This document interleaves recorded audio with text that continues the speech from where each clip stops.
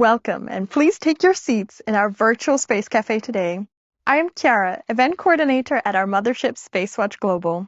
Today we have to improvise a bit more than usual as our production team is still on an almost space-related mission returning back from the desert. Hello Space Watchers, and bienvenue in Brussels. I am here at the Grand Place in the heart of the town. Torsten and I have tried to record the show for you as best we can, so stay tuned. We are recording this session today and will make it available on SpaceWatch.Global within a few days. We're also streaming the session to LinkedIn Live. Now, since this is a broadcasted show, it's not live, so no questions and answers today. Last point before we start, please keep your messages in the chat to a respectful and professional tone. And now I am handing you over to your host and our publisher, Torsten. Over to you. It will be Tuesday afternoon, 4 p.m. in Central Europe, and it's Space Cafe Web Talk time. Our Space Cafe Web Talk, 33 minutes from the European Space Conference with Chiara Mönter in Brussels will begin soon. Thanks for joining us today for this talk. As always, we appreciate your participation and ongoing feedback. SpaceWatch.Global is a Europe-based online platform for information in and about space and new space activities in a geopolitical context. I would like to thank all of our private and corporate supporters that showed their commitment to keeping our independent journalism alive. We really appreciate that. I know many of you are already familiar with our website, our bi-weekly and daily newsletters, and the Space Cafe podcast. Our latest episode, released last week, but still fresh, features an awesome Frank Salzgeber of ESA in his very inspiring conversation with Markus Moslechner. And I would say it's a kind like when a Bavarian and an Austrian meet for a beer. So, listen to that. For all of our fans of audio content, we have new episodes in the Space Cafe Radio. A few more great reviews, such as with Jenny Tapio or Mani Siru. We also are available on all major podcast platforms now, and just search for Space Cafe Radio. We also will produce a number of radio interviews these days here in Brussels. We also keep our fan shop open online for you to support us actively to become a Space Watcher. As you can see here, I'm a Space Watcher. Of course I am. If you missed any of our previous web talks, we have an archive available on our webpage in the event section and on YouTube. What is Space Cafe? We have been naive enough to believe that we can do something live and online from the conference. Looking at the current stage, that was really pretty naive. And if you've seen this agenda, it is full.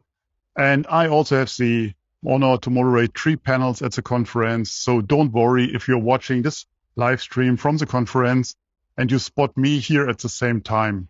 That's one reason that we recorded that for you today. We thought about how to deliver you the value that you expect from us, from our Space Cafes. So we decided to have a conversation about the conference today. The expectations, the panels, as not all of you will have the chance to attend this conference here in Brussels or even online. When saying we, I, of course, talk about our event coordinator, editor, and Space Cafe Benelux host, Chiara Mönter. Chiara, as we are sitting here together, why don't you tell about you, your career, and your plans? Not just to me, also to our audience, of course. Sure. I mean, first of all, it's very exciting to be a guest on a Space Cafe. It's also kind of strange not to be the one asking the questions this time. So kind of nervous, but bear with. Yeah, I mean, usually our audience knows me from the intros and outros and the Space Cafe Benelux, but now I'm here to be a guest. So definitely different, but I'm sure we'll have fun. So yes, my name is Chiara Mönter. I would consider myself to be a global citizen because I'm originally from New Zealand. I've lived in Germany and I'm currently in the Netherlands studying. But ideally I'd be a universal citizen. So we'll see. Yeah, my background is in sustainability and project management. I did a bachelor's in that. And in May 2020, I, together with 3 of my fellow students, founded an initiative called SDG 18 Space for All, where our goal is to get space on the global agenda. Now, that being said, it's probably going to be the next agenda, hopefully, because the SDG one is closed. But I mean, for the lack of a better name, SDG 18 sounds kind of cool. So yeah, that's how I met Torsten as well. I'm currently doing a master's in sustainability science, and I'm already annoying all of my fellow classmates because I always talk about space, but it's fun. So yes, and I'm planning to do my PhD where I will focus on the implementation of getting space on the global agenda, looking at space sustainability holistically, and to really explore space and hopefully also its safety for future generations to come. Thank you, Chiara. It's exciting. Welcome to our Space Cafe today. We entered here, as you can see, the DLR booth at the exhibition area of this conference, but it's for the greater good, as we all know. I hope that feels good today for you. And so let's kick it off. And I'm quite sure that's not your first time here in Brussels, isn't it? What is different this time? This Monday in January marks the begin of the 14th edition of the European Space Conference 2022. Now, the conference is primarily online, but the organizers have tried to get most of the speakers up on stage. And this includes the who is who of the European administration, such as Thierry Breton, directors, the Director General of DG DEFIS, the VP of the European Investment Bank, and a number of top-level politicians from Belgium, France, Portugal, and the newly founded German government. Not only that, there's ESA, national agencies, industry. In summary, we hear about 200 people will be attending in person. And did I mention German astronaut Alexander Gerst? I will have the great honor of interviewing him tomorrow. So stay tuned for more exciting news. Back to the studio. But to answer your question, no, it's not my first time in Brussels. But what is definitely different is the focus on space, which I'm super excited about. So over the past year, I have gotten the chance to learn a bit more about lobbying work and especially also how the European Parliament works, because it's kind of confusing. So it's been really, really interesting to learn the functions and to learn what goes into lobbying. And now I'm just so happy to be here at the conference and to really talk about space with like-minded people. Yeah. That's right. So that all sounds super exciting. And it seems all your hard work is paying off now. But what is this conference about? Of course, it's called the Space European Space Conference, and it's already in its 14th edition. What are the topics discussed? So the main theme of this conference is a new era for European space and basically turning the visions into actions. So really looking at the implementation. Yeah, these guys here are still building the booths, so don't worry. So really looking at the implementation of different programs and frameworks that were established before. And there's a lot of key elements that will be discussed during the panels. So we have access to space, international cooperation, also space entrepreneurship, space traffic management, a lot of other topics, and of course also space sustainability in terms of the Green Deal especially. So I'm very excited for that. I see. But why is that important? Well, all of this is very important, I think. I think especially talking about really putting plans into action, because there's a lot of great ideas out there and there's a lot of great programs being written, but it's now time to really put that into action and to really work on doing something instead of just talking about it the whole time. So I'm really hoping for some kind of more practical steps to come out of this. That's good. So what can we expect as outcomes? As you talked about it, so will that be a dialogue or just statements? I'm curious about this myself because it is my first European Space Conference that I will be attending. I know that there's definitely more awareness for space in the European Commission, and that is growing, and not only through the lighthouse projects like Galileo, like Copernicus, but also like space situational awareness and space debris, also space as the 5th warfighting domain, have their momentum. So there's a lot of also like external pressure there. So I'm hoping that it will be more than statements and a dialogue that will get going. And to underline this, we actually had the chance to visit the European Parliament yesterday and interview members of the Parliament. I am here at the European Parliament, where we will have the chance to interview Nicholas Ninas in real life. Nicholas was a guest last year on our 33-minute format. Now, the Green Party in Germany is part of the government coalition, and Nicholas is part of a working group working to protect space. I'm super excited to talk to him because he is just a few years older than me and helps to protect the future for next generations. So stay tuned for our Space Cafe Radio. Back to the studio. So how was this interview with Niklas? It was really interesting. I mean, I'm just super happy to see there's space-related topics are gaining some traction within the Parliament and that he's setting up this core team. And I'm just really curious to see how this is actually going to develop. So, of course, with his work and the proposals that are coming up now in February and later on during the year. So, yeah, I mean, it was just really nice to get that insight and to see that someone who's very passionate and very knowledgeable also about space is there in the Parliament working on these kind of things. And as I learned, I will have a press conference with Niklas and Professor Dr. Kai-Uwe Strobel about some pretty cool stuff, what's about to come. So, yes. Yeah, exciting. So coming back to the conference, what do you personally expect from it? You talked about protecting your future. Obviously, it's more your future than my future. So are we there already? Are we protecting it?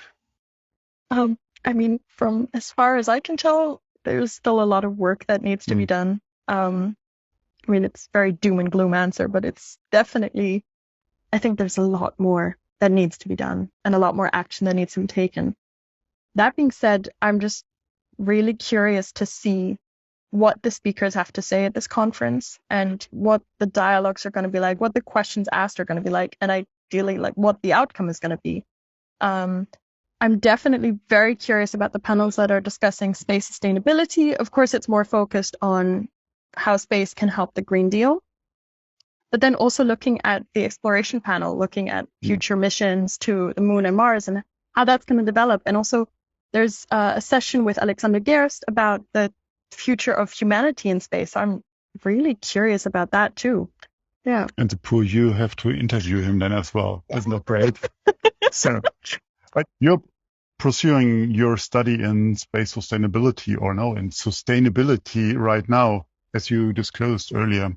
How does space matter for you, for your generation? I mean, is it just hip because rocket launches are hip, or Alex is cool, or Matthias right now for us as Germans?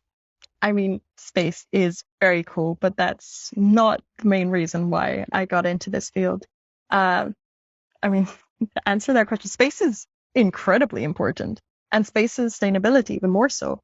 I mean, we've seen countless reports, projects on how space is absolutely vital for our life here on Earth, for just such mundane tasks like GPS, online banking, finding your way, but also on the other level where it's like it supplies us with a lot of data. I mean, we wouldn't know as much about climate change as we do now if it weren't for space and space technology.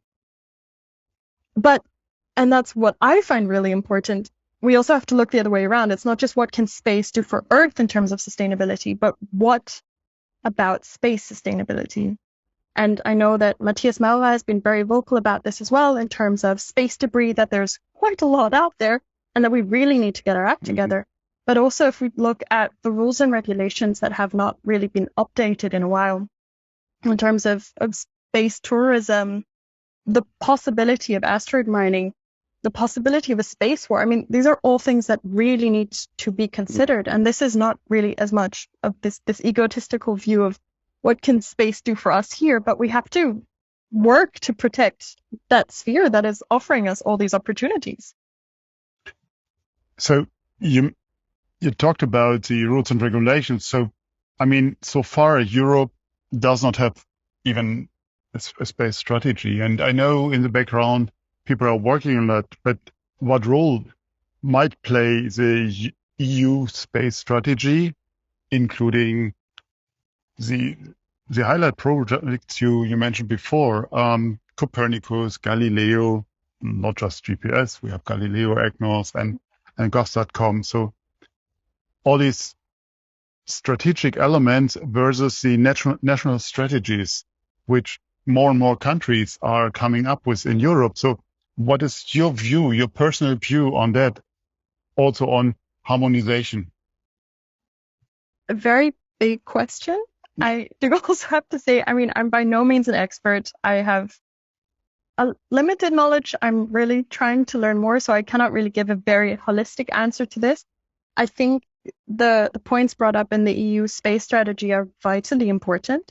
And it also shows that there's much more of a growing awareness for the importance of space in our lives, and generally the importance also to protect space and how we use it. So I think that's really a good step. In terms of how this works with the national strategies, I personally would be in favor for harmonization, because I think through this of course it has to be a voluntary and transparent process, but then you can create this joint roadmap and you have a certain set of milestones and goals that everyone is working together on, instead of everybody doing their own thing behind closed doors, because that's not how the world works anymore. Ideally, I hope. Or maybe I'm just being very naive. But I would be in favor of a joint space strategy. I think that's what we need. Absolutely, absolutely. You did mention the connection between space and our ecosystem, green space. What does it mean for you, and does that address this here at the conference? So what do you think? Are we at that stage right now here? I don't really think so. From what I've seen in the program, there's definitely going to be a panel about harnessing space data and technology to meet Europe's climate ambitions and how that works in with the European Green Deal. But like I mentioned, in terms of space and our ecosystem, and in terms of space sustainability, there's a lot more that isn't really talked about as much. Mm-hmm. And I'm curious to see how it's going to be handled at the conference, if it's going to be handled. But no, I don't think we're addressing it enough. And from personal experience, if I tell people about space sustainability, they're interested. So it's not a point that you say, okay, we're only talking about how space benefits our ecosystem because that's what will get people interested. No, if you tell them what's going on, they will get interested. Nice. So, yep. Yes. I think. Thank you very much, Chiara. What a pleasure having you here as a guest in our Space Café now. And I think I'm about to retire now and can hand over our format to you. I mean, I was looking around a bit skeptical here because the guys started to take away the chairs and the tables here. So don't worry. I mean, I know that you guys are listening to us and I should look into the camera, but when your environment is suddenly floating away, you get a bit nervous. So I'm afraid we have to come to an end to our 33 minutes. Even so, I would, of course, enjoy this discussion with you, and I'm quite sure we will have a further discussion. So what do we have planned next? Before we finish for today, do not miss our next upcoming events. So on the 27th of January at 9:30 a.m. CET, we will have our next Space Law Breakfast with Stephen Freeland and his guests, Guyo Wang and Geraldine Go-Escola. Also on the 27th of January at 1 p.m. CET, we have the next Lunch and Learn by Powering Space. On the 1st of February at 4 p.m. CET, we have 33 Minutes with Dr. Jan Froloff about space arbitration. And on the 3rd of February at 6 p.m. CET, we have our very first Space Café Italy by Dr. Emma Gatti. And on the 4th of February at 3 p.m. CET, we have our next Space Café Russia by Alina Morozova, which will be in Russian, but with English translation. All events are going to be online on Eventbrite. As always, we really want to hear your feedback, so please check in with us on Twitter, Facebook, and LinkedIn. Don't forget to sign up for our daily and biweekly newsletters. And if you want to treat yourselves to something special, become a Space Watcher today or help us in our supporter program. I hope you all will stay safe and stay healthy. Thanks for joining us for this very unique format. I hope to see you later this week. In the meantime, visit our website, follow us on social media, and don't forget becoming a Space Watcher. Thank you very much.